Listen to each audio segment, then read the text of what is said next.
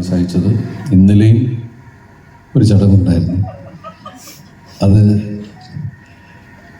ഇവർ രണ്ടുപേരും ഈ വിഷ്ണുവും ബിബിനും ഒരുമിച്ച് നടന്നിരുന്ന ആൾക്കാരാണ്. അപ്പോൾ ഇവരെ കൂടുതലും രണ്ട് സ്ഥലത്തായിട്ടൊക്കെ കണ്ടുകൊണ്ടിരിക്കണേ.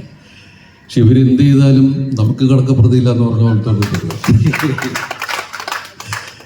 അവരത്രയും പ്രിയപ്പെട്ടവരാണ് നമുക്ക്. അറിയാലോ, ഇപ്പോൾ ബിബിനാണെങ്കിലും നമുക്ക് വലിയ സന്തോഷമുണ്ട് ബിബിൻ അത് പറഞ്ഞതിൽ.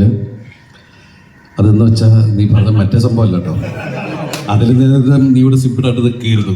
അത് പറയേണ്ട കാര്യം ഉണ്ടായിരുന്നില്ല, അതുകൊണ്ടാണ് ചെവി പറഞ്ഞത്. പക്ഷെ ഇപ്പോൾ കൂടുതലൊന്നും പറയണ്ടെന്നല്ലേ പറയുന്നത്, എല്ലാവരും വിഷല് കാണുന്നുണ്ടെന്നാണല്ലോ പറയുന്നത്.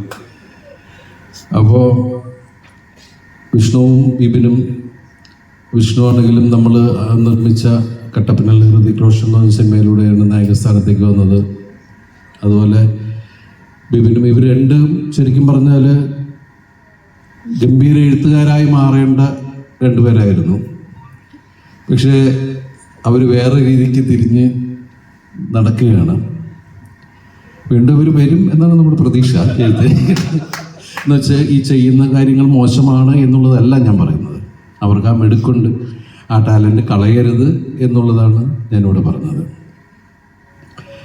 അതുപോലെ തന്നെ ഇതിൻ്റെ മിനി സ്റ്റുഡിയോ ഞാനിതുപോലുള്ള ബന്ധം എന്ന് പറഞ്ഞാൽ ഒരുപാട് വർഷങ്ങളുടെ ബന്ധമുള്ളതാണ്. കോവിഡിനൊക്കെ മുമ്പ് തന്നെ മിനി സ്റ്റുഡിയോ വിനോദും ഞാനും ശരിക്കൊരു സിനിമ ചെയ്യാനുള്ള കാര്യങ്ങളൊക്കെ ഏർപ്പാടായി, അങ്ങനെ 2-3 സബ്ജക്റ്റുകളായി. പക്ഷേ പിന്നീട് നിങ്ങൾ ആ സിനിമകൾ വേറെ രീതിയിൽ കാണുകയുണ്ടായി. അത് നമ്മൾ ഇനി പറഞ്ഞു കഴിഞ്ഞാൽ ഒരു പ്രശ്നങ്ങളിലേക്ക് പോകുന്നില്ല.